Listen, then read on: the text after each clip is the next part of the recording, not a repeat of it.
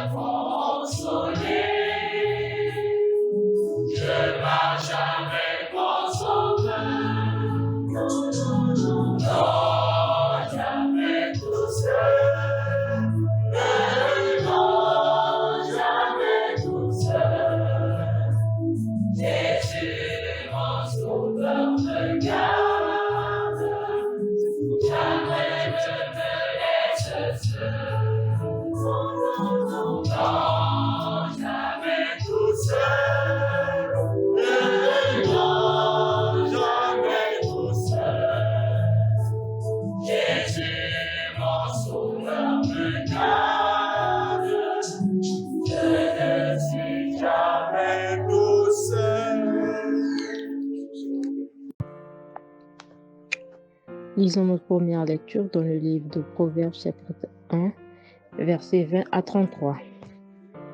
La sagesse crie dans les rues.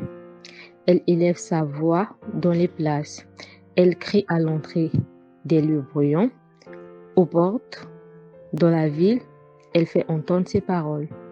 Jusqu'à quand, stupide, aimerez-vous la stupidité? Jusqu'à quand les moqueurs se plairont-ils à la moquerie? Et les insensés haïront-ils la science? Tournez-vous pour écouter mes réprimandes. Voici, je répandrai sur vous mon esprit. Je vous ferai connaître mes paroles, puisque j'appelle et que vous résistez, puisque j'étends ma main et que personne n'y prend garde, puisque vous rejetez tous mes conseils et que vous n'aimez pas mes réprimandes. Moi aussi, je rirai quand vous serez dans le malheur. Je me moquerai quand la terreur vous saisira. Quand la terreur vous saisira comme une tempête et que le malheur vous enveloppera comme un tourbillon. Quand la détresse et l'angoisse fondront sur vous. Alors, ils m'appelleront et je ne répondrai pas. Ils me chercheront et ils ne me trouveront pas. Parce qu'ils ont haï la science et qu'ils n'ont pas choisi la crainte de l'Éternel. Parce qu'ils n'ont point aimé mes conseils et qu'ils ont dédaigné toutes mes réprimandes. Ils se nourriront du fruit de leur voix et ils se rassasieront de leurs propres conseils, car la résistance des stupides les tue et la sécurité des insensés les perd. Mais celui qui m'écoute reposera avec assurance. Il vivra tranquille et sans craindre aucun mal. Amen. Lisons notre seconde lecture dans le livre de Psaume 53. Au chef des chantres sur la flûte, cantique de David. L'insensé dit en son cœur, il n'y a point de Dieu. Ils se sont corrompus. Ils ont commis des iniquités abominables. Il n'en est aucun qui fasse le bien. Dieu du haut des cieux regarde les fils de l'homme pour voir s'il y a quelqu'un qui soit intelligent, qui cherche Dieu. Tous sont égarés, tous sont pervertis. Il n'en est aucun qui fasse le bien. pas même un seul. Ceux qui commettent l'iniquité ont-ils perdu le sens? Ils dévorent mon peuple, ils le prennent pour nourriture, ils n'invoquent point Dieu. Alors ils trembleront d'épouvante sans qu'il y ait sujet d'épouvante. Dieu dispersera les eaux de ceux qui campent contre toi. Tu les confondras, car Dieu les a rejetés. Oh, qui fera partir de Sion la délivrance d'Israël? Quand Dieu ramènera les captifs de son peuple, Jacob sera dans l'allégresse, Israël se réjouira. Amen.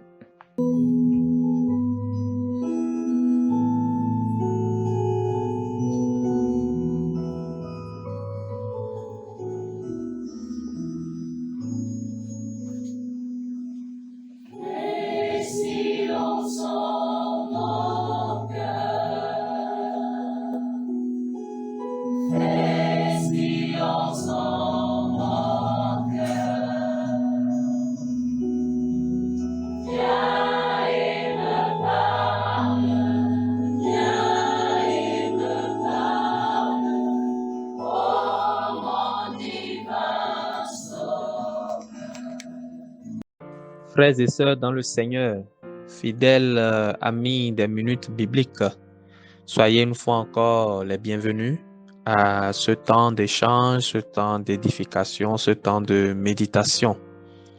Nous osons croire que la semaine de travail s'achève bien et par la grâce de Dieu que le week-end également s'annonce tout aussi reposant dans les grâces du Seigneur.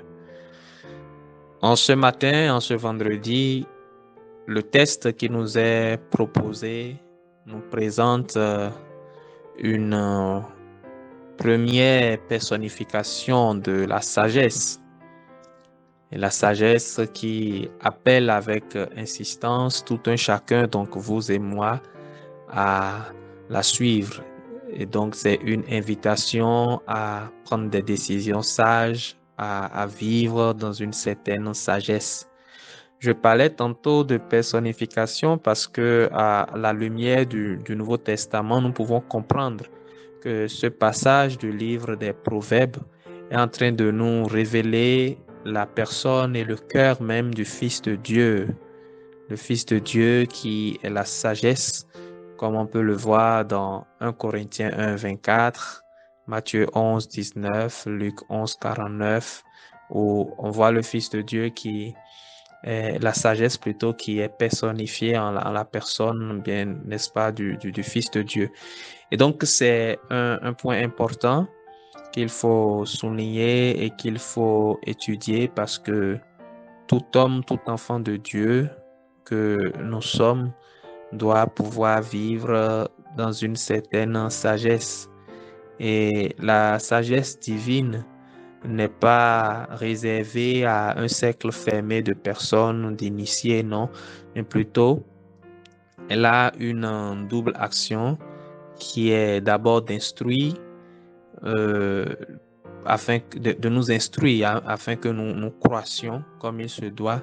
Et cette même sagesse appelle donc ceux du dehors, donc ceux qui ne l'ont pas encore acquise, à bien évidemment devenir un de ses fils, donc à acquérir la sagesse pour entrer, n'est-ce pas, dans la lignée des enfants de Dieu.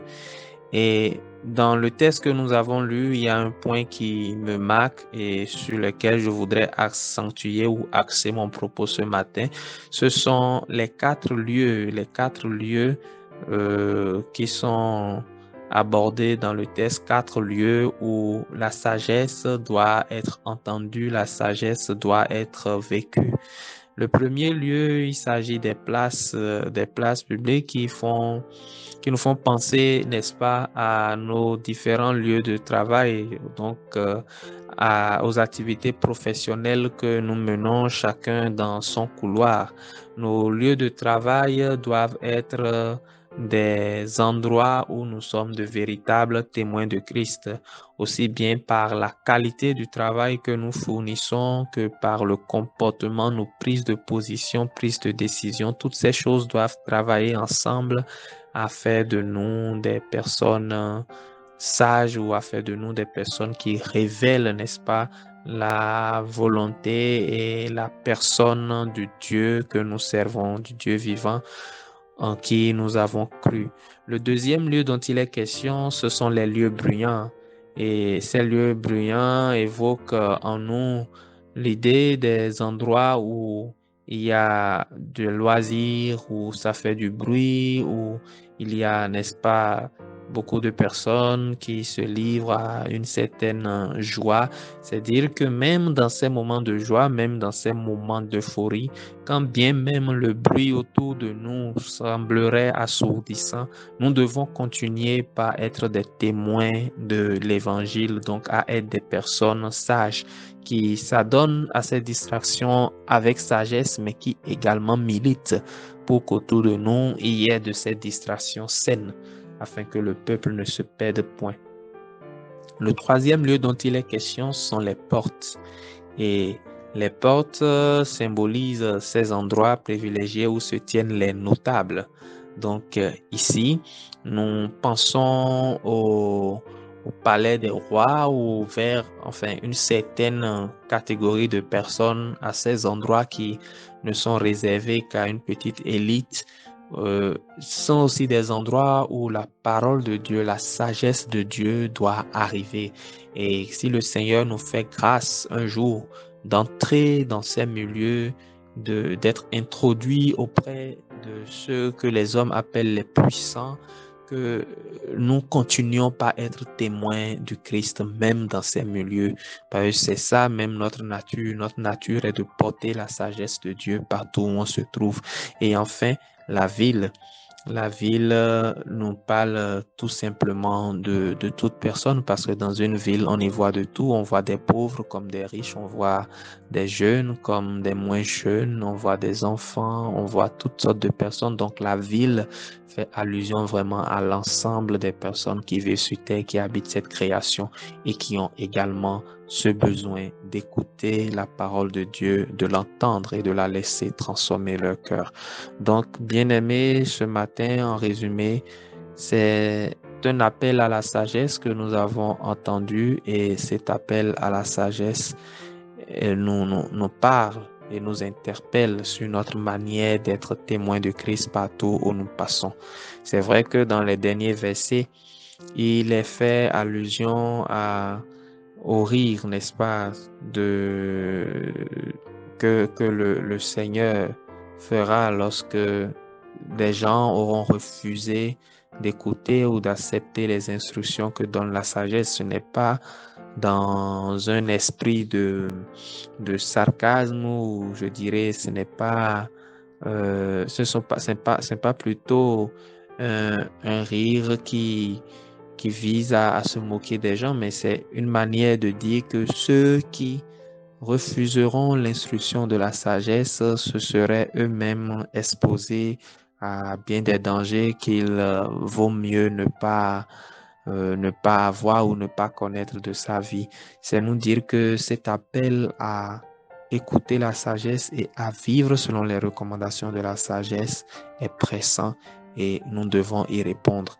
Alors, pendant que le week-end commence, pendant que nous allons nous reposer ou que nous allons changer d'activité pour la plupart de ceux qui ont un rythme régulier pendant les jours ouvrables, souvenez-vous de ces paroles avec lesquelles nous partons ou les paroles que nous avons étudiées ce matin et sachez que vous devez demeurer des témoins quel que soit l'endroit où vous vous trouvez. Que le Seigneur vous bénisse et qu'il nous accorde un reposant week-end dans sa grâce. Amen.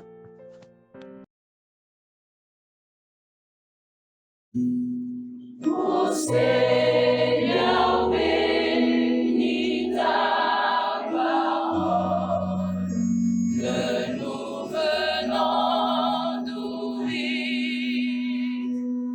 Le Père est bas, qu'elle s'envole,